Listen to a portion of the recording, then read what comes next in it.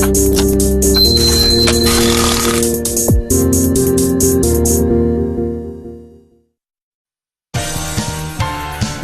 안녕하세요. 오후장 파워업의 김보람입니다. 코스피가 오늘 다시 닷새 만에 반등하고 있는데요. 하지만 반등폭은 1940선 부근에서 제한적입니다. 앞서 뉴욕 증시와 유럽 증시가 모두 반등했다는 소식을 소재로 장 초반 상승으로 출발했지만 외국인들의 매물이 상승폭을 제한시키고 있는데요. 다만 연기금과 투신 쪽에서 매수하면서 상승 흐름을 유지시켜주고 있습니다.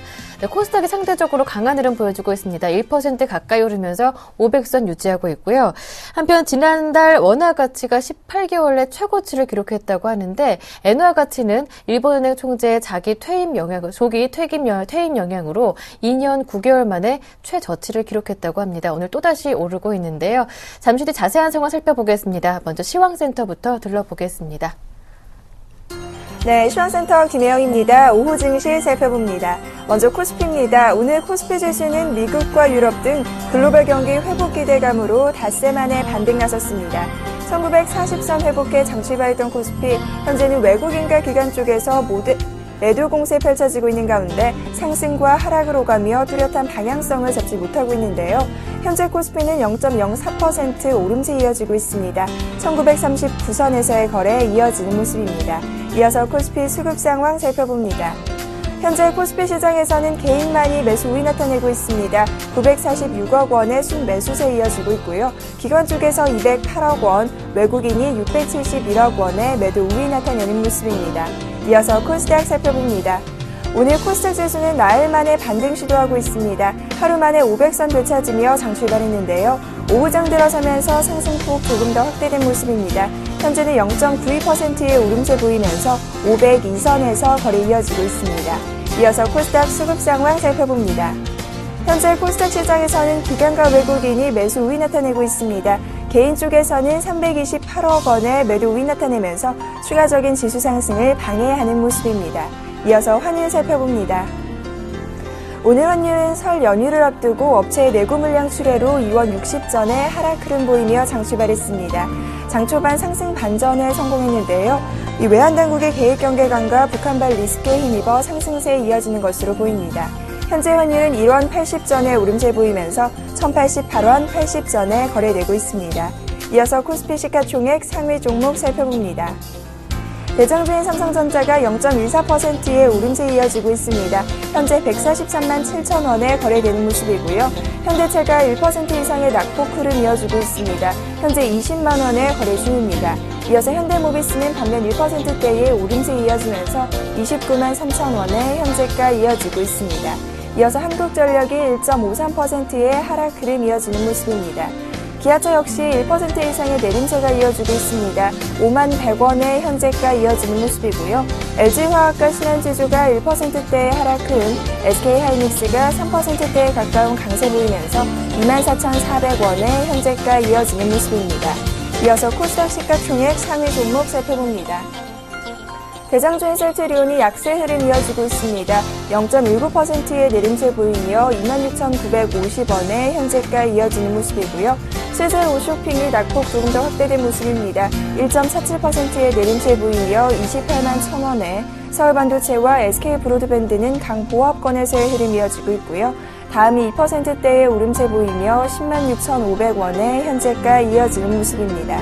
이어서 다음 장 살펴봅니다. CJ ENM이 낙폭 조금 더 확대된 모습입니다. 1.84%의 내림세 보이며 34,600원의 현재가 이어지고 있고요. GS홈쇼핑과 동서, 포스코 IST까지 모두 강보합권에서의 흐름 이어지고 있습니다. 반면 SFA 오늘 강세 흐름 두드러지고 있는데요. 6%대의 강세 보이며 52,900원의 현재가 이어지는 모습입니다. 이어서 이 시각 특징 업종 및 테마 종목 살펴보겠습니다. 통신주 주가가 오늘 동반 강세 흐름 이어지고 있습니다. 실적 개선에 더불어 박근혜 새 정부의 스마트 컨버전스 정책에 수혜 기대감까지 강하게 들어오는 모습인데요.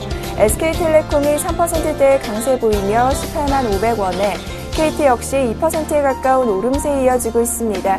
LG유플러스가 2.64%의 강세 보이면서 8,940원에 현재가 이어지는 모습입니다.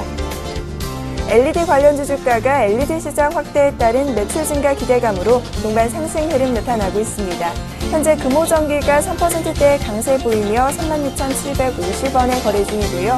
한솔테크닉스 오늘 급등세 강하게 나타나고 있습니다. 7.49%의 오름세 보이면서 14,350원에 현재가 이어지는 모습입니다. 수처리 관련주 주가가 오늘 강세 흐름 나타내고 있습니다. 한국 기업들이 12조 원 규모의 태국 통합 물관리 사업 수주가 유력하다는 소식이 전해지면서 오늘 상승세 나타내고 있는데요. 유보텍은 상승폭 더욱더 확대하면서 상한가 도달한 모습입니다. 660원에 현재가 이어지는 모습이고요. 젠트로가 7% 이상의 급등 흐름, 자연과 환경 역시 5%대의 강세 흐름 지속되고 있습니다. 시노펙스가 현재 3.44%의 오름세 보이면서 2,255원에 현재가 이어지는 모습입니다. 문재인 민주통합당 의원이 의원 사퇴의 압박을 일축하고 정치활동을 재개한다는 소식이 전해지면서 오늘 문재인 테마주 주가 강세 흐름이 이어지고 있습니다. 우리들 생명과학과 우리들 제약은 가격 제한폭까지 오른 모습입니다. 바른손 역시 상한가 도달하면서 2,185원에 현재가 이어지고 있고요. 위노바 역시 13% 이상의 급등세 이어가고 있습니다. 전일 대비 160원 올라 1,310원에 현재가 이어지는 모습입니다. 제주도에서 올해 첫 조류 인플루엔자 바이러스가 검출됐다는 소식이 전해지면서 오늘 조류 독감 관련주 주가가 상승 흐름 이어지고 있습니다. CTC 바이오가 현재 1.37%의 오름세 보이며 26,850원에 현재가 이어지고 있고요. VGX 인터 역시 4%대의 강세 흐름 이어지고 있습니다. 이어서 중앙백신이 3.72%의 오름세 보이면서 12,550원에 현재가 이어지는 모습입니다. 이어서 오늘 실적 발표에 따른 종목별 주가 현황 살펴보겠습니다. 먼저 휴맥스입니다.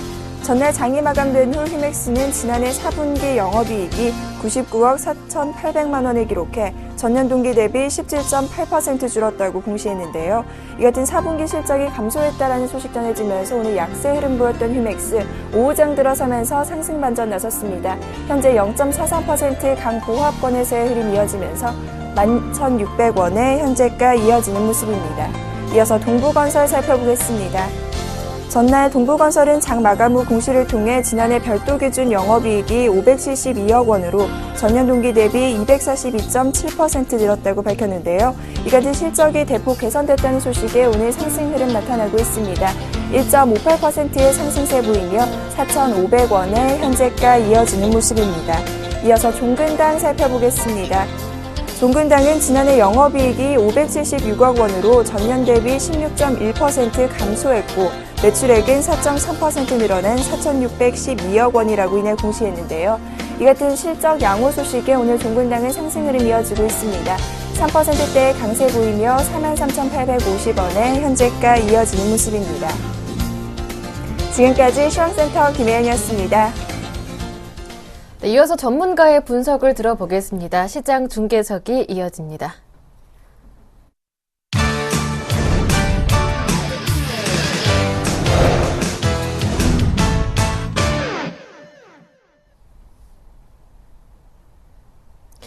네, 샘플러스 김영근 전문위원 만나봅니다. 안녕하세요. 네, 안녕하세요. 네, 오늘장 반등을 기대했지만 코스피 뚜렷한 방향성을 보여주지는 않고 있습니다. 하지만 그 가운데 통신주들은 실적 호재로 오늘도 강세 흐름 이어지고 있는데요. 현재 시장 분석 부탁드립니다. 예, 그렇습니다. 수급에 주체, 매수의 주체가 없다 보니까 기대했던 반등이 좀 강하게 나타나지 않고 있는 모습인데요. 일단 외국인들 같은 경우 600억대 매도를 좀 보여주고 있고요. 기관 같은 경우는 200억대 매도를 보여주고 있습니다. 기금 쪽에서 투신해서 매수는 하지만 강한 매수는 좀 부재한 상태고요. 말씀하신 대로 통신 쪽의 흐름이 상당히 좀 눈에 띄는 그러한 흐름인데요. 업종별로 지금 통신 섹터만이 외국인 기관에 동반 매수가 들어오고 있고 철강 금속 이렇게 두 섹터만이 좀 매수세가 좀 유입이 되고 있고 나머지 같은 경우는 좀 매도세가 나오는데 화학 업종에 대한 외국인과 기관의 매도가 좀 특징적인 부분이고요. 그리고 외국인 같은 경우는 아까 말씀드린 통신과 철강을 제외하고 나머지 업종은 다 매도를 좀 하고 있는 그러한 흐름으로 보여지고요. 기관 같은 경우 매수를 하는 업종은 이제 유통이라든가 전기가스, 최근에 이제 기관은 좀 방어적인 매수 관련한 이러한 쪽으로 또 매수세가 좀 유입이 되고 있습니다.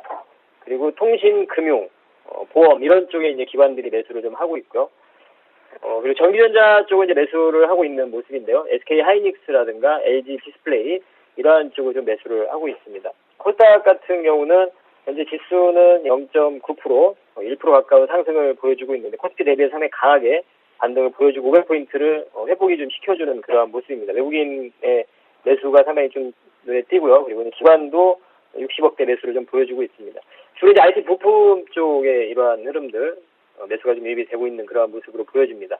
업종별로의 그러한 특징적인 부분을 좀 보면 오늘 전기전자 쪽의 특징을 좀 보자면 오늘은 이제 부품주 쪽에서 방금 말씀드린 코스닥 부품주들 지금 현재 뭐 파트론이라든가 이러한 쪽 PCB 업체들도 지금 플렉스컴이라든가 이러한 종목들이 좋은 흐름이 나타나고 있고요. OLED 관련한 쪽도 삼성에서 8세대 OLED 관련한 투자가 또 가시화되는 그러한 부분들이 나타나면서 이제 그러한 관련한 장비 업체라든가 부품주, SFA라든가 덕산 하이메탈 이러한 종목들의 흐름들이 좀 나타나고 있습니다. 오늘 이러한 IT 쪽의 그러한 부품주들의 흐름을 좀 보면 그리고 이제 자동차주들도 지금 완성차보다는 부품 업체들이 상당히 견조한 흐름을 보여주고 있습니다. 엔화가 지금 달러가 지금 93엔까지 상승을 하게 됐죠. 그렇다 보니까 자동차주는 역시 이제 짧은 반등 이후에 다시 또 하락을 하는데 지하차의 기준선으로 제시할 수 있는 5만원 선, 그리고 현대차 20만원 선 다시 그 가격선에 있는 상태입니다.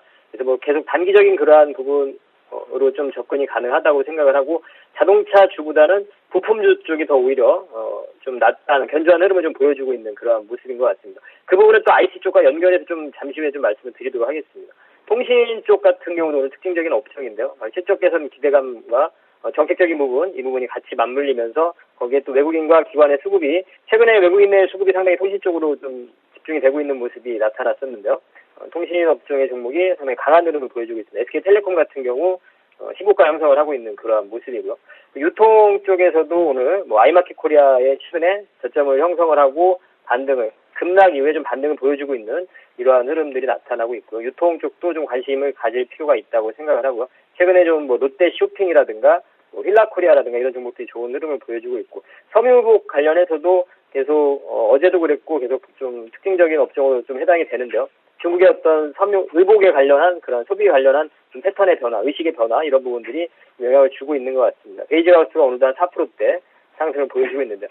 그러면 이제 아까 제가 이제 말씀드리고 싶었던 부분은 자동차와 IT 쪽을 지금 현재 오늘 시장의 흐름을 보면 자동차 쪽도 완성차보다는 이제 부품 업체들, 현대 모비스라든가 현대 위아라든가 그리고 조금 더 중소형 그런 부품주들의 흐름을 보면 SL이라든가 한라공조라든가 성우하이텍이라든가 이러한 종목들이 상당히 최근에 좀 견조한 흐름을 보여주고 상승을 시도하고 이러한 흐름들이 나타나고 있습니다. 그래서 완성차보다는 부품 쪽 그리고 IT 쪽도 보자면 삼성전자의 이러한 모습 속에서 다시 오늘의 이 매수에 유입되는 그런 흐름을 보자면 LG 디스플레이라든가 SK 하이닉스라든가 이러한 쪽으로 좀 매수가 유입이 되고 있는 모습으로 보여지고요. 그래서 1등주보다 좀 2등주 쪽으로 좀 포커스가 맞춰지는 그런 흐름이 아닌가 이렇게 좀 생각이 들고요. 또 IT 쪽을 제가 계속 저점 매수 구간으로 또 판단을 하는 근거는 부품주 중에서 현재 지금 파트론이나 이런 종목을 좀 보자면 대표적으로 파트론 같은 종목을 좀 보면 현재 지금 전혀 이 시장과는 무관하게 아주 추세를 상방향으로 잡아놓은 상태에서 그대로 계속 신고가를 형성하면서 가고 있는 그러한 모습입니다. 그러한 부품주들 파트론이라는 대표적인 그러한 부품주의 흐름을 봤을 때 추후에 이런 IT 쪽 삼성전자라든가 또 LG전자라든가 이런 종목들 다 저는 좀 긍정적으로 보고 있습니다. 그래서 현재 구간에서 충분히 IT 쪽은 좀 저점 매수를 할 수 있는 조정이 나올 때 그때 매수를 할 수 있는 구간이라고 생각을 하고요. 현재 구간에서 LG전자나 LG 디스플레이나 SK 하이닉스 같은 경우는 큰 부담이 없는 그러한 가격대라고 좀 생각을 합니다.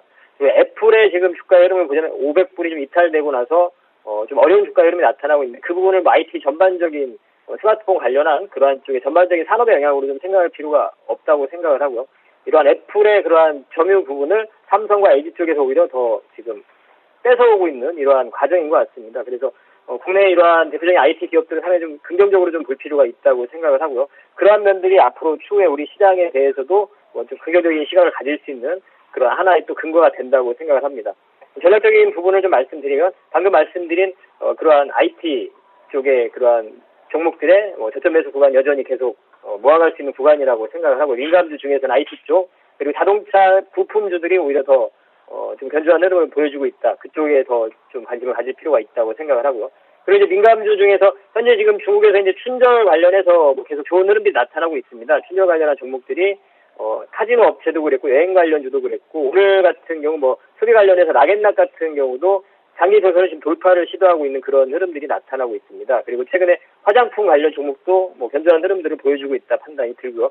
그러한 쪽들은 계속 관심이 가능한데 다만 이제 순절 관련해서 좀 빠르게 올라왔다든가 이런 종목들은 어느 정도 차익 매도가 나올 거기 때문에 그러한 부분을 좀 생각을 해야 될 것 같고 그 이후에 중국의 전인대라든가 노동절이라든가 이런 부분까지도 좀 생각을 한다면 중국에 관련된 그러한 민감주 중에서는 철강이라든가 이런 쪽으로 좀 관심을 지속적으로 좀 가질 필요가 있다고 생각을 하고 화학 쪽도 거기에 해당이 되는데 화학 업종이 지금 자꾸 매도가 좀 나오는 그러한 모습이라서 조금은 지켜봐야 될 것 같은데요. 화학 쪽에서는 화장품 관련 쪽과 정유주 중에서는 뭐 SK 이노베이션 그리고 소비 관련해서 락앤락 이러한 정도가 좀 괜찮은 흐름이라고 생각을 하고요.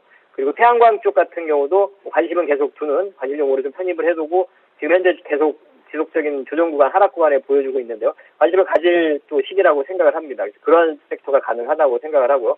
그리고 민간주 중에서 또 한 가지 건설 쪽도 지속적인 관심이 가능하다. 삼성물산 같은 경우 지금 현재 1% 상승을 보여주고 있는데요. 이러한 종목들 위주로 해서 우리가 편입이 가능하다고 생각을 하고요. 종목별로 좀 보자면 코스닥 쪽에서는 오늘 좀 특징적인 부분이 제가 이제 2월 초에도 말씀드리고 뭐 계속 말씀드렸던 부분인데 그 피팅 업체에 관련한 쪽 있죠. 태광이라든가 뭐 성광밴드라든가 하이로코리아라든가 이런 쪽이 상당히 견조한 흐름을 보여주고 있습니다. 지속적으로 뭐 관심이 가능하고 뭐 매수도 가능한 그러한 구간이라고 생각을 하고요. 헬스케어 관련 쪽도 뭐 지속적으로 좀 말씀을 드립니다. 오늘 뭐 인피니티 헬스케어라든가 주기세포 관련해서는 오늘 또 파메이셀이 개별 호재로 인해 상한가도 갔고 차바이오엔도 계속 견조한 흐름을 보여주고 있습니다. 그래서 이러한 헬스케어 관련 쪽이라든가 피팅 업체들 그리고 중국 관련한 모멘텀이 있는 종목들 뭐 장기적인 시각에서는 뭐 전자결제라든가 엔터라든가 모바일 게임 쪽에서는 게임 비디오라는 종목을 일단은 말씀을 좀 드리고요. 그 안에서 뭐 계속 좀 매매가 가능하고 그 기준 부분은 1920포인트가 이탈되기 전까지는 그대로 저는 이러한 기준을 가지고 주식 비중에 대한 그러한 기준을 가지고 계속 전략을 제시해드리도록 하겠습니다. 네, 이상입니다. 네, 말씀 잘 들었습니다. 도움 말씀 고맙습니다. 예, 감사합니다. 네, 지금까지 샘플러스 김영근 전문위원과 함께했고요. 이어서 증권사 지점으로 가서 오늘 어떤 종목 문의가 가장 많았는지 그리고 관심 종목은 무엇인지 모두 들어보겠습니다. 오늘은 IM투자증권 압구정 지점의 박창윤 대리님과 함께합니다. 안녕하세요. 네, 안녕하십니까. 네, 오늘은 어떤 종목 문의가 가장 많았나요? 네, 아무래도 오늘을 비롯해서 이번 주 두산그룹주에 관한 문의가 상당히 많이 있었습니다. 예. 특히 이제 두산그룹, 두산건설이 얼마 전에 1조 원 규모의 재무 건전성 개선 계획 발표 이후에 두산그룹주 전반적인 약세를 이어가고 있는 모습인데요. 이렇게 시장 반응이 냉담한 가운데서 뚜렷한 반등 없이 두산그룹주 전반적으로 계속해서 빠지면서 그리고 지금은 3일째 좀 횡보하는 모양새를 가져가고 있습니다.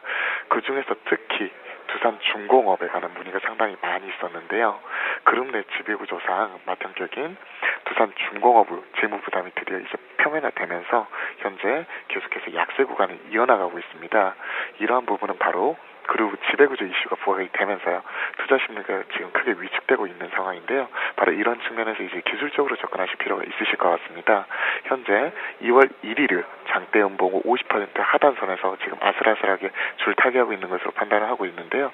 이 경우 기술적 반등은 있을지언정 지금 강하게 이제 낙폭 이전 가격권으로 복귀하기에는 상당히 시간이 소요될 것으로 판단을 하고 있습니다. 그래서 최근에 이제 문의 주신 분들 그리고 오늘 문의 주신 분들도 지금 보유하고 계신 분들이 많이 있으셨는데요. 저는 반등시마다 이제 비중 축소 의견을 드렸고요. 바로 이유는 바로 주가 상승을 위한 전제 조건 바로 실적, 즉 숫자가 뒷받침되어야 되는데 두산중공업의 숫자를 보시면 지난해 수주액은 전년 동기 대비해서 42% 감소를 하였고요. 그리고 순이익을 보더라도 147억을 기록하면서 전년 동기 대비해서 무려 94% 가까운 감소를 기록하였습니다. 물론 중장기적으로 봤을 때 두산건설에 관한 충당 적립 문제 자체가 좀 완화되면서 갈 수는 있지만 현재 단기적으로 센티멘트 자체가 악화되면서 기관들의 손절매성 매도 물량이 계속해서 출회될 수 있는 가능성 또한 열려 있기 때문에 이 부분 좀 주의하실 필요가 있으실 것 같습니다. 그래서 투자 전략으로 신규 매입은 좀 자제하시는 걸 말씀을 드렸고요. 현재 가지고 계신 분들 같은 경우에는 목표가로는 현재 좀 유언하긴 하지만 46,000원, 즉 낙폭 이전 가격권으로 현재 20선이 위치하고 있는 46,000원 선 제시를 해드렸고요. 손절가로는 이번 주 저가권인 바로 41,000원 선 바로 280 편입 제외하는 거 강력하게 말씀을 드렸습니다. 두산건설 재정 리스크로 인한 급락세 어느 정도는 진정됐지만 지금 매입은 자제해보자라는 의견이시고요. 두산중공업 보유하신 분들이라면 46,000원을 해서 수익 실현하시는 게 좋을 것 같다라는 말씀이었습니다. 네, 이어서 오늘의 관심 종목 들어볼게요. 어떤 종목입니까? 네, 저희 지점에서 관심을 가지고 있는 종목은 바로 예. RF텍입니다. 삼성전자양 스마트폰 충전기 제조업체인데요. LED 조명 시장에도 진출해 있는 업체입니다.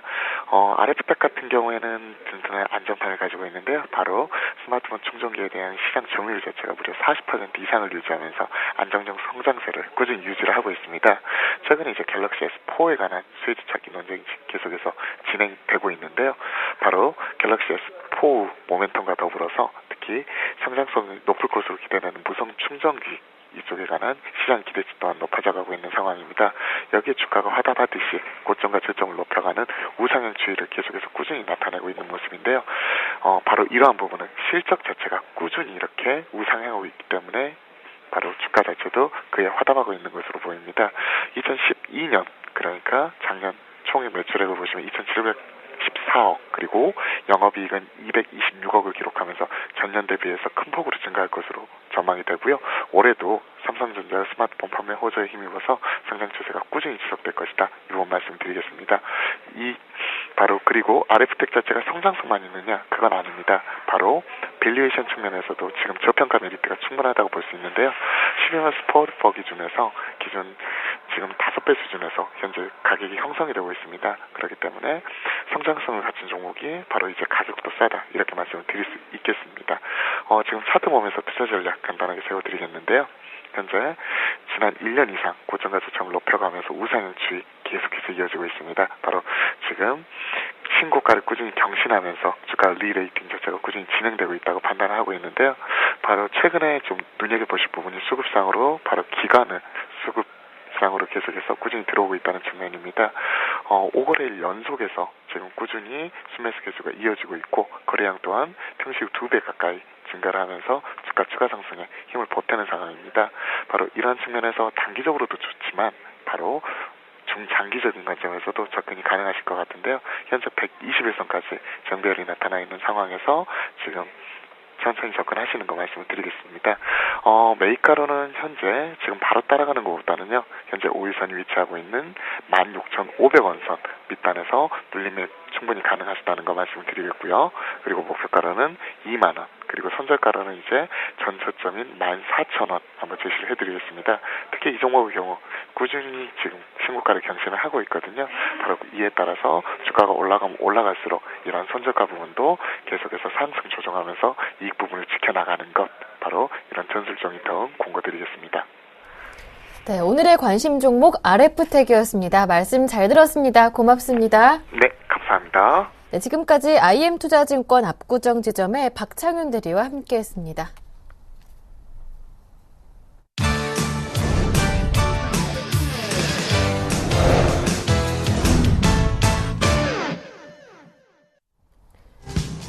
미국의 1월 비제조업 지수가 55.2를 기록했습니다. 이는 전월의 55.7에 비해 하락한 것이지만 경기 확장과 위축을 가르는 50선은 웃돌았습니다. 또한 12월 미국 주택가격 지수는 전월 대비 0.4% 상승한 것으로 조사됐습니다.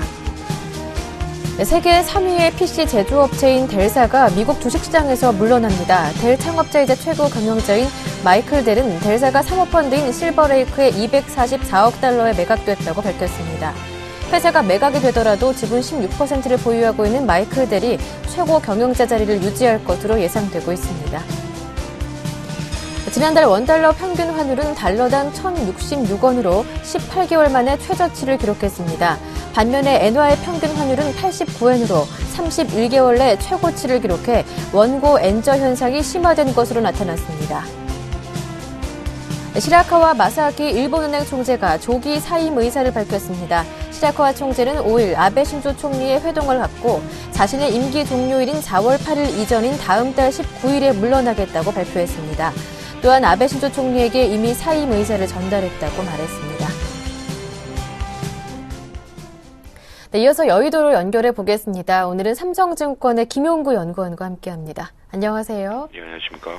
네, 그동안 아베 정부로부터 경기 부양을 위해 대담한 조치를 해라 압박을 받아왔던 일본은행 총재가 조기 사임 의사를 밝혔습니다. 이 때문에 일본 아베 총리의 측근 인사가 새로 수장이 된다면 엔저 현상은 더 강화되는 것이 아니냐 우려가 만만치 않은데요. 예. 그 일본은행 이제 시라카와 총재가 이제 4월 초 임기 만료 예정이었는데 이제 그 전인 그 3월 19일 그 부총재 두 사람의 어떤 임기 만료와 함께 동반 사임 의사를 좀 밝힌 상황입니다. 이에 이제 글로벌 외환 시장에서 그 엔저 현상이 좀 한층 더 강화된 형태로 좀 표출화되고 있는데요. 현재 이제 엔달러 환율은 한 93.76엔 정도까지 치솟은 상황이고 좀 엔저 강세 좀 계속되다 보니까 일본 내 이제 자동차 쪽 그리고 해운 그리고 철강 등의 어떤 주요 수출업종 주가가 한 4%대 좀 강한 상승세에 이어가고 있는 상황입니다. 그러면서 어떤 니케이 지수의 어떤 전반적인 강세를 좀 견인하고 있는 모습인데요. 차기 일단은 그 일본의 좀 유력한 총재 좀 내정될 걸로 보이는 부분은 총재는 그 아베 내각과 그 유동성 공급 확대나 그리고 엔저 유도에 대한 어떤 인식을 같이 하는 좀 코드가 맞는 그런 인사가 좀 단행될 가능성이 높습니다. 현재 이제 좀 그 거론되고 있는 사람은 그 아시아 개발은행 그 구로다 총재에 대한 하마평이 좀 거론되고 있는 상황인데요. 구로다 총재는 기존에 일단은 그 100엔 수준까지 어떤 엔화 약세도 필요할 수 있다라고 이제 주장하는 등 그 아베 내각과 통화 정책에 관한 인식의 어떤 궤를 좀 전반적으로 같이 하고 있는 인물이라고 볼 수가 있겠습니다. 그 엔저를 앞세운 어떤 일본의 폭주가 당분간 계속될 수 있다라는 부분 좀 연결지어서 좀 생각해 볼 수가 있겠고요. 글로벌 통화 정책의 어떤 완화적 기류가 일단은 우리 경제 측면에서 어떤 경상수지 악화 그리고 경기 회복의 어떤 지연으로 연결된다라는 측면에서는 분명 좀 부정적인 영향을 미칠 수 있다라고 좀 볼 수가 있겠습니다. 네, 이렇게 각국의 환율 전쟁도 문제지만 이탈리아와 스페인의 정치적 불확실성 때문에 유로존 리스크가 다시 한번 수면 위로 떠오르는 것이 아니냐 조심스러운 상황이기도 합니다. 국내 증시 영향은 어떻겠습니까? 예. 그 한동안 이제 잠잠했던 이제 스페인과 이탈리아의 어떤 정치권 내용에 좀 휩싸이다 보니까 양국을 바라보는 어떤 글로벌 금융시장 내 그 우려의 목소리가 좀 커지고 있는 상황입니다. 일단 그 국내 증시에 이제 가해질 수 있는 어떤 파장 그리고 추가적인 대응 전략 관점에서 좀 생각을 해보면은 그 스페인 라우이 정권의 어떤 정치 비자금 스캔들은 국내 증시 측면에서 일시적인 어떤 노이즈로 작용할 공산이 크다라고 좀 볼 수가 있겠습니다. 그 라우이 정권의 어떤 긴축 개혁 작업은 여전히 성공적으로 진행되고 있고 뭐 실례로 에너지 부분 제외한 어떤 무역 수지 살펴보면은 작년 5월 이후 지속적인 흑자 기조 형성하고 있거든요. 거기다가 그 IMF 실사단으로부터 이제 은행이나 금융권 개혁 작업이 아주 성공적으로 진행되고 있다라는 평가를 들을 정도로 그 구조조정 작업 역시도 좀 원활하게 진행되고 있는 상황입니다. 그러니까 이제 큰 틀에서 이제 스페인이 걸어가고 있는 방향은 뭐 충분히 긍정적인 상황이기 때문에 이러한 어떤 스캔들을 빌미로 해서 그 어떤 스캔들은 이제 연이은 어떤 긴축 개혁에 대한 어떤 피로도 호소의 어떤 어떤 빌미가 아니었겠는가라고 좀 보고 있고요. 따라서 그 영향은 충분히 좀 제한될 수 있다라고 좀 판단해 봅니다. 따라서 근데 다만 이제 그 스캔들이 어떤 라우이 총리의 어떤 실각으로 좀 비화될 경우에 어떤 개혁의 어떤 아이콘이 사라졌다는 측면에서는 단기 리스크로는 좀 작용할 수 있다는 부분도 아울러 좀 짚어봐야 될 것 같습니다. 그 이탈리아 경우에는 이 베를루스코니의 어떤 우파 연합 지지율이 뭐 베르사니의 어떤 민주당과 그리고 이제 몬티의 어떤 중도 연합 연정 그 합친 부분과 아무래도 상당한 격차를 보이고 있는 상황이기 때문에 좀 본격적인 리스크로 작용하기에는 가능성은 좀 낮다라고 좀 봅니다.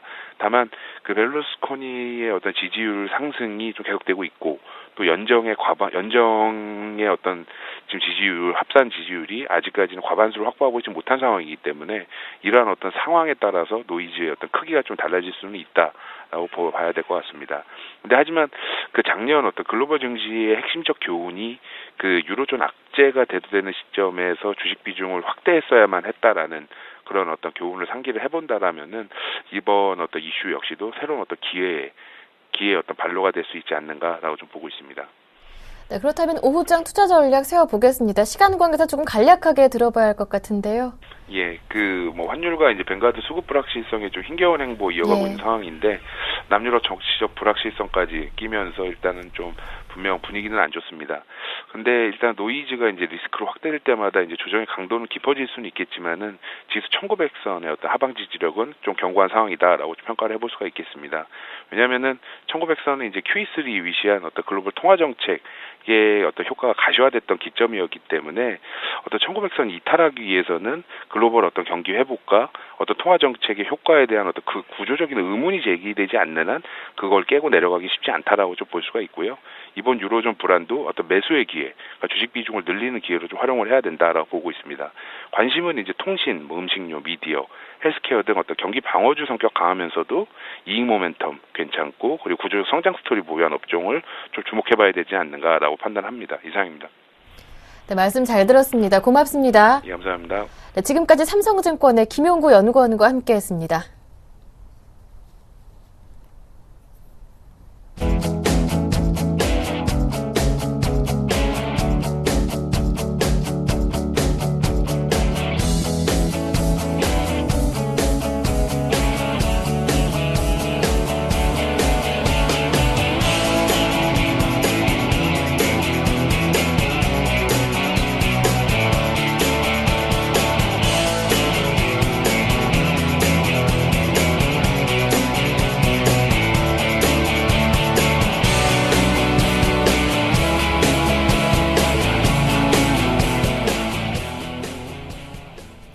네, 글로벌 이슈에 따른 국내 증시 영향까지 분석해 보겠습니다. IM투자증권의 김동섭 이사님과 함께합니다. 안녕하세요. 네, 안녕하세요. 앞서 미국 증시는 경제지표 호조로 낙폭을 하루 만에 만회하는 모습이었습니다. 국내 증시 영향까지 분석 부탁드릴게요. 미국이 하락을 한 거의 9% 정도 하락했다가 하루 만에 거의 다 되돌리는 상황이었는데요. 사실 거래량은 별로 없었습니다. 네. 그 얘기는 뭐 주가가 조정 시그널이라기보다는 일시적인 흔들림 정도로 봐야 될 것 같고요. 지금 그 시장에 자금이 굉장히 많이 들어가고 있는 과정 속에서 UBS의 CEO 같은 경우는 아직도 위험성 선호 심리가 좀 굉장히 낮기 때문에 자금 유입이 좀 덜 되고 있다라는 표현을 쓰고 있거든요. 그 얘기는 주가가 아직도 상승이 많이 남았다라는 그런 것을 나타내고 있다라고 판단해야 될 것 같고요. 어제는 그 미국에서 주택 가격이 그러니까 작년 12월 거죠. 6년 7개월 최대 상승치를 했었고 또 서비스업 지수도 55.2 정도가 나오면서 시장 예상 상회를 했는데 어저께 미국뿐만 아니라 유로존 전체가 서비스업 지수가 다 나왔습니다. 프랑스를 제외하고는 다 견조한 흐름을 보이고 있다라는 것이 주의 특징이고요. 또 어저께는 미국의 법무부에서 S&P 신용평가원의 사기 혐의를 제소했거든요. 이것이 이제 시장에는 또 긍정적 요소로 다가오고 있다라고 보시면 될 것 같습니다. 왜냐하면 미국 시장이나 글로벌 시장이 주가를 급락시킬 때마다 신용평가기관들이 신용등급을 강등시켰던 것이 굉장히 주요했었기 때문에 지금 이제 랠리를 하려는 그런 상황에서는 더 이상 신용평가기관이 시장을 가로막지 못하게끔 하는 그러한 모습이 아니었나라고 보여주고 있고요. 오늘 일본이 한 3% 상승하고 있습니다. 다른 거 아니죠. 일본 중앙은행 총재가 시라카와가 조기 퇴진하겠다라는 얘기를 했는데 이것으로 인해서 아베 신조가 진행하려는 정책에 맞는 인물이 등장할 것이다라는 기대 심리가 커지면서 주가를 끌어올리는 것 같습니다. 오늘 보시면 그 수급은 외국인이 한 740억을 매도하고 기관은 140억을 매도하고 있습니다. 그렇지만 수량으로는 지금 기관하고 외국인이 쌍끌이 매수 중이죠. 그러니까 대형주를 팔고 중대형주를 좀 사는 것으로 좀 판단이 쓰고 있고요. 개인만이 980억 정도 매수를 하고 있습니다. 선물에서 순매수 프로그램에서 1,420억 정도 매도 나오는 게 특징이죠. 외국인들이 이틀 연속으로 소폭 매수를 했었습니다. 오늘도 막판에 매수를 한다면 뱅가드 물량을 받아줄 매수세 등장으로 확인하시면서 시장 접근해볼 필요성이 있다라고 보시면 될 것 같고요. 시가총액 상위 종목 보시면 삼성전자가 지금 강세의 모습을 보이는데 기술적으로는 152만 원까지 다시 갈 것으로 예상이 되고 있고요. 자동차주에서 현대모비스만 상승, 기아차나 현대차는 좀 하락하고 있습니다. 엔화 약세의 영향이 아주 크지 않나 이렇게 판단 쓰고 있는데요. 빠지는 종목들을 보면 그렇게 크게 빠지는 종목이 별로 없다라고 본다면 주가는 다시 올라갈 수 있는 부분이 있지 않나 이렇게 판단을 쓰고 있고요. 제가 보는 견해로는 이제 우리나라가 턴어라운드 시점이 된 것 같습니다. 내수주는 좀 피하시고 아무래도 경기 민감주 쪽에서 방향성을 잡아가시는 게 좀 맞지 않을까 이렇게 판단하고 있습니다. 네, 말씀 잘 들었습니다. 오늘 도움 말씀 고맙습니다. 네, 감사합니다. 네, 지금까지 IM투자증권의 김동서 이사님과 함께했습니다.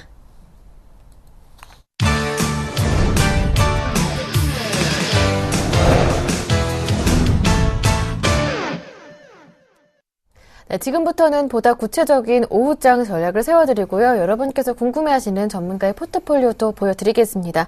오늘은 샘플러스 로즈스타클럽의 이상로 전문위원과 함께합니다. 안녕하세요. 네, 반갑습니다.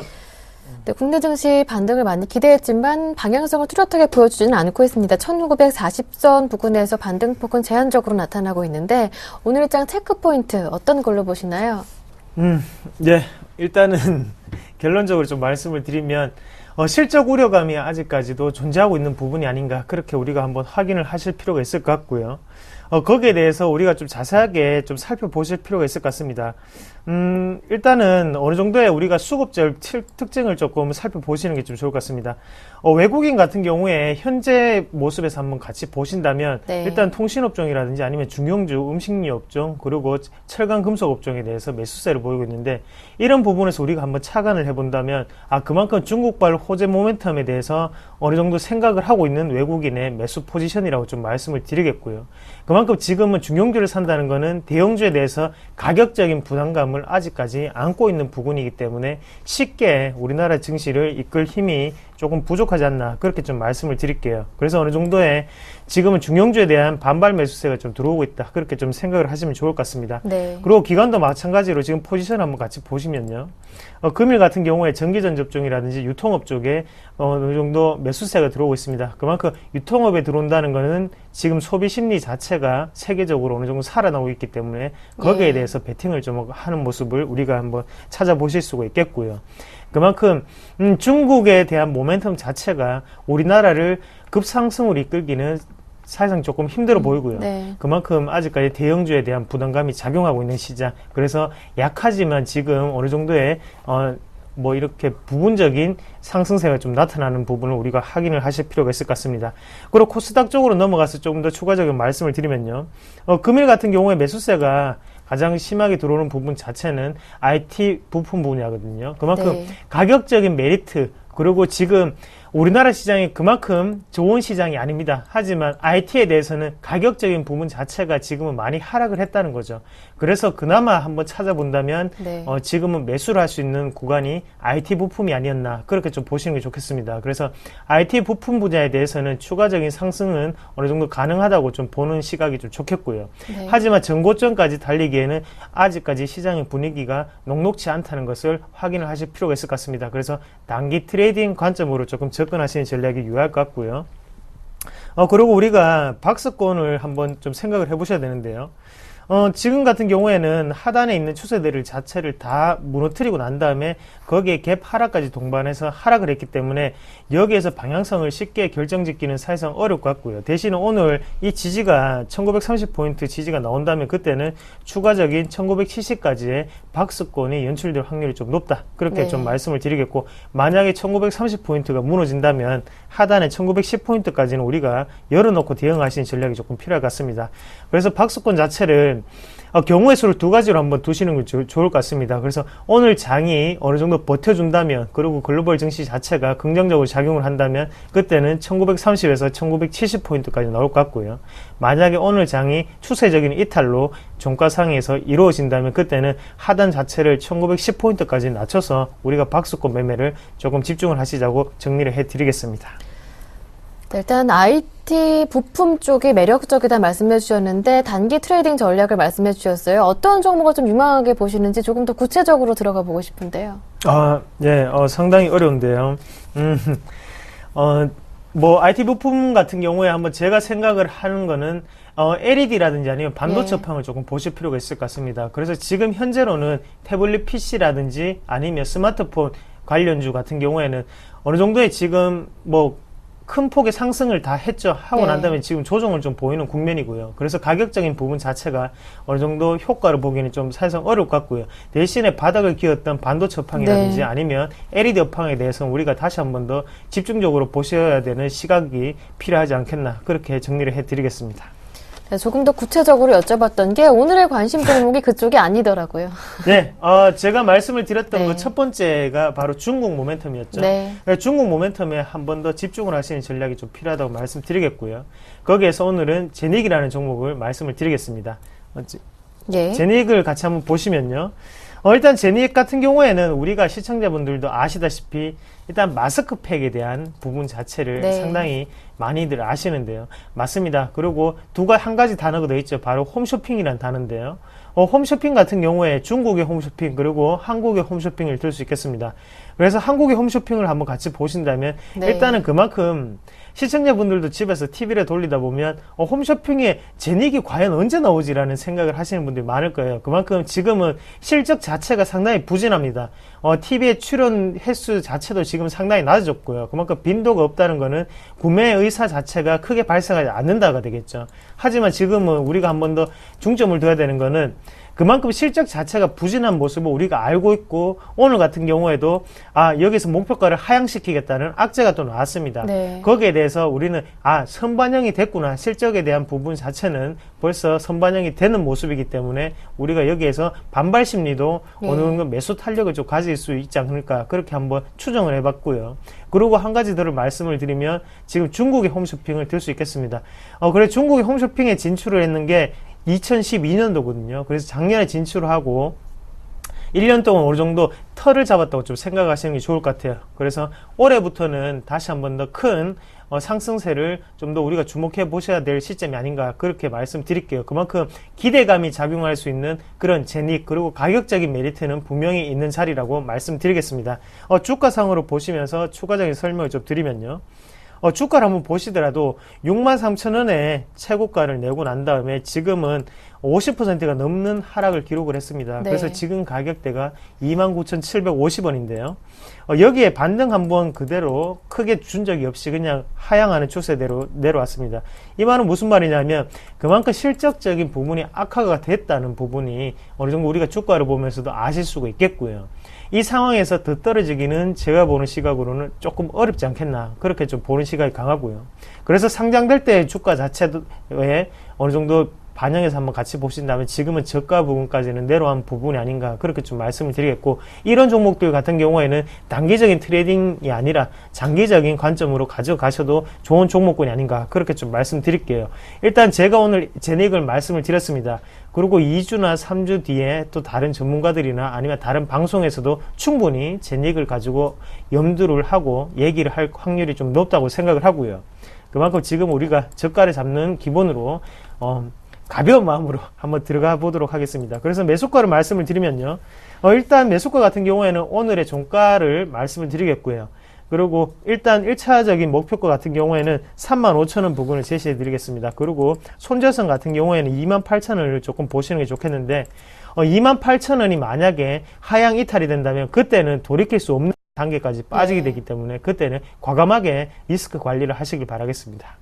네, 제닉 손절가는 조금 짧게 잡아주셨습니다. 28,000원 기억하시고요. 네, 그렇다면 지난주까지 포트폴리오 현재 모습은 어떤지 화면으로 이어서 확인해 보겠습니다. 네, 이상로 전문위원회 포트폴리오 확인해 보겠습니다. 지난주까지 담겨있던 종목들 꽉 차 있는데요. 한솔재지 무학, 한국콜마, KG이니시스, 덕성, 그리고 뉴프렉스까지입니다. 수익 확인해 볼게요. 일단 무학이 8.4% 수익인데 이익 실현하십니다. 한국콜마는 7% 정도 수익을 내고 있는데요. 그대로 보유하시고 KG이니시스가 4% 정도 손실입니다. 하지만 여전히 홀딩 의견이고요. 덕성이 한 7.7% 정도 여전히 보유 의견, 뉴프렉스는 6.5% 정도 손실입니다. 다음 종목 살펴보겠습니다. 한솔재지 1월 30일 추천받았던 종목인데 3% 현재 수익을 내고 있습니다. 무학 조금 아쉬워요. 15,000원 부근까지 거의 올라갔던 적도 있었는데 일단 8% 수익 이 정도에서 이익 실현하겠다라는 의견이신데요. 네, 맞습니다. 일단 너무 루즈한 것 같습니다. 예. 그래서 어느 정도 탄력적인 움직임을 주기 위해서 그리고 시청자들의 재미를 위해서 제가 종목을 조금 빠르게 교체를 하도록 하겠습니다. 그래서 무학 같은 경우에도 보유를 한 지 지금 한 달이 넘었거든요. 그래서 일단은 뭐 지금 매수를 하시는 부분은 괜찮다고 생각을 합니다. 하지만 네. 지금 어느 정도의 또 추가적인 종목 자체를 또 전달을 해드리고 그만큼 또 정보를 신속하게 제공을 하기 위해서 정리를 하는 거니까요. 그래서 어느 정도 제가 포트폴리오를 보다가 이익이 제일 많이 남는 거를 네. 그래도 우리가 이익 실현을 해야 되는 거 아닌가 그런 생각이 들어서 지금 정리를 하는 거고 펀더멘탈적인 가치라든지 아니면 올해 성장성 같은 경우에는 아직까지 변함이 없다는 걸 말씀드리겠습니다. 그래서 뭐 장기적인 모멘텀을 가지고 투자를 네. 하시는 분들 같은 경우에는 좀 더 홀딩을 하시는 전략이 조금 좋을 것 같고요. 단기 트레이딩을 하시는 분들은 지금 자리에서 정리를 하시고 다른 종목으로 갈아타셔도 무방하지 않겠나 그렇게 좀 정리를 해드릴게요. 그리고 네. 이어서 뉴프렉스를 한번 같이 보시는 게 좀 좋을 것 같은데요. 예. 뉴프렉스 같은 경우에 아까 처음에 말씀드린 IT 부품 관련 분야겠죠. 그래서 뉴프렉스 같은 경우에는 스마트폰 관련인데요. 가격적인 부분 자체가 메리트가 있었기 때문에 네. 제가 아직까지 보유를 하고 있었던 거고요. 그래서 지금도 홀딩을 하고 계시면 좀 좋을 것 같고 1차적인 목표가 자체를 조금 하향 조정을 해서 6,000원 부분으로 낮추도록 하겠습니다. 네. 그래서 1차적인 목표가는 6,000원으로 좀 잡아드리도록 할게요.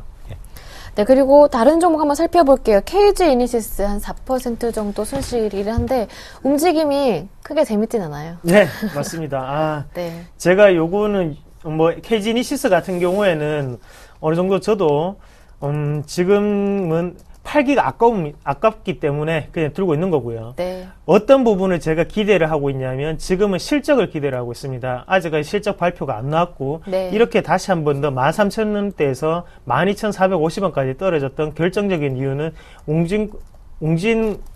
웅진을 인수한다는 소식이었죠. 그런 네. 부분 자체가 지금은 어느 정도 이슈가 되다 보니까 하락을 하게 되는데요. 웅진 패스원 자체를 인수를 하더라도 기업의 가치 그리고 실적적인 부분 자체는 아직까지는 큰 변동이 없습니다. 그 부분을 꼭 한 번 더 생각을 하시면 좀 좋을 것 같고 일단 KG이니시스는 실적이 나올 때까지는 들고 가도록 하겠습니다. 그래서 시청자분들도 어느 정도 참고를 하시고 4분기 실적 전자결제주 당연히 잘 나올 수밖에 없습니다. 지금은 네. 흔들기 과정이라고 좀 생각을 하고요. 그만큼 지금 차트적으로 한번 같이 보시더라도 하단에 있는 어느 정도의 지지대 자체를 지금은 점점점 올리는 그런 형상이 되고 있고요. 그리고 상단에 있던 부분도 점점 낮추면서 어느 정도 이평선을 어느 정도 모으는 과정이 있기 때문에 쉽사리 우리가 정리를 하시기엔 좀 힘들 것 같고요. 그래서 12,000원이 지지가 된다면 그때는 네. 계속적인 보유를 좀 말씀을 드리겠습니다. 예, 알겠습니다. 네, 그리고 최종 포트폴리오 이제 무학이 빠지게 되고요. 오늘의 관심 종목 제닉이 들어가게 되는데 무학이 앞으로의 전망이 좋지 않기 때문에 빼신 게 아니라 제닉을 위해서 빈자리를 좀 내주기 위해서 빠셨다고 합니다. 일단 무학은 8.4% 정도에서 이익 실현하고요. 최종 포트폴리오 모습 정리해 드리겠습니다. 이상로 전문위원회 포트폴리오에 담겨있는 종목들 한솔재지, 제닉, 그리고 한국콜마, KG 이니시스, 덕성, 뉴프렉스까지입니다. 전략을 정리해 드릴게요. 네, 한국콜마 그대로 홀딩하시면 되겠고요. KG 이니시스 마찬가지입니다. 목표가는 15,000원까지, 덕성은 목표가 5,000원 그대로 유지하시고요. 뉴프렉스 6,000원으로 그대로 유지하십니다. 한솔재지도 그대로 홀딩 가능하고요. 오늘의 관심 종목 살펴봅니다. 제닉인데요. 오늘 종가로 매수 가능하겠고 다만 손절가는 28,000원으로 짧게 잡아주셨다는 점 유념하시길 바랍니다. 네, 지금까지 샘플러스 로즈스타클럽의 이상로 전문위원과 함께했습니다. 말씀 잘 들었습니다. 고맙습니다. 네, 고맙습니다. 네, 오늘 저희가 준비한 내용은 여기에서 모두 마무리 짓겠습니다. 저는 내일 오후 1시에 다시 오겠습니다. 함께해 주신 여러분 고맙습니다.